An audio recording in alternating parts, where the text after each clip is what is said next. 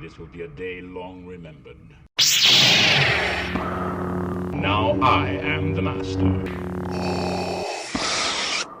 Welcome to another episode of Legends and Theories, and welcome to my review of Lord of the Rings, The Return of the King Extended Edition. And this is the last and best film in the Lord of the Rings series, in fact, of all the Middle-earth movies. And this extended edition has so much more that improves it. So, let's get into it. And the first thing I want to mention is, of course, we get some incredible scenes just throughout the movie, including the death of Saruman, which was cut out of the theatrical cut. And I definitely liked it a lot more to see it in the extended edition, since the Scouring of the Shire was fully cut out. It was still nice to see Saruman's death be translated into the movies. And we get some very nice scenes. We get two incredible speeches from the book, both Theoden's speech when he is going to charge the forces of Mordor, and Aragorn's at the Black Gate. And I think that those scenes were done very well and are two great ones. But with this movie, there's always so much that is great. Continuing, we have to check out more of the movies, and as we see, it gets done really well with interpreting from Tolkien, but also being original. The one flaw with this movie is when Sam leaves Frodo, since, well, neither of them would do that in the book, but that's honestly just such a small flaw in such an amazing film. And yeah, this is really good. Still, that's probably the only problem with the film, though, that keeps it being from 100% perfect. But besides that, we have many more great sequences, and we have amazing scenes going over the different characters. With Aragorn, we have his ascent to becoming king, and him finally accepting the role as king. Although in the books he was always on his way to accept the role, it did help, at least in the movie story, to do it this way. Although I kind of like how they did in the book a little more. I'm still fine with it, since it gives him more of an arc, and that was a great scene. Looking at other scenes, we have some great ones with deleted ones. We have the scene at the Black Gate with the mouth of Sauron, and that's a good one. And at the moment, I can't think of any off the top of my head. There's some amazing scenes still overall. We have the great fight between Eowyn, Merry, and the Witch King. Of course, there's the final fight between Frodo and Gollum, and great ending with the fall of Sauron, and then the like 8 other endings that happen in this movie. Since in Lord of the Rings, there's like a dozen different endings in this movie, and that's just more of a joke. But those endings are each good in their own way. It gives a nice wrap up to all of the plot lines and shows that these movies were, done with a lot of love and care.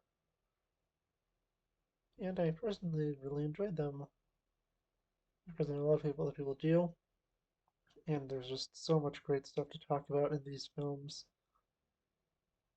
The Path of the Dead sequence has been done really well, and it was pretty interesting to see.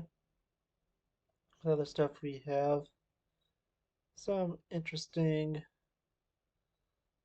things being shown with the Siege of Minas Tirith and the Battle of Pelennor Fields. And I think that Pelennor was done really well in this. It was definitely interesting and intense. And continuing with it, I think that whether with all Lord of the Rings, this one is my favorite just because of how much happens, the scale of it, and this is the longest one. This film, without counting the credits, is about 4 hours long. And yeah, that was pretty crazy. And with the additions of credits, it's like 4.5 hours. That's still, I think that Lord of the Rings has been definitely one of the greatest trilogies to exist, and one of my favorite series. Personally, I think that these films just have so much good with them.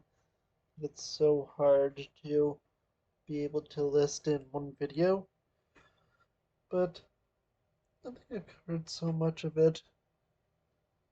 And for the rest, we have just some reminder stuff. We have some nice scenes, like Theoden's death, with him being with Eowyn, and we have,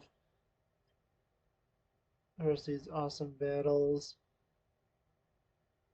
And I just love this film so much. This is definitely one of my favorites to watch, even though this takes forever to see, and is a great wrap up to the trilogy, and a great interpretation of the story, although not a perfect one.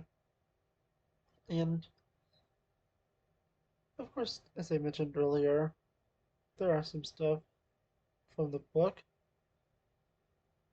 that was not included, but overall, this is one of the best films that exists. It's so fun to watch, and all the characters are done amazing.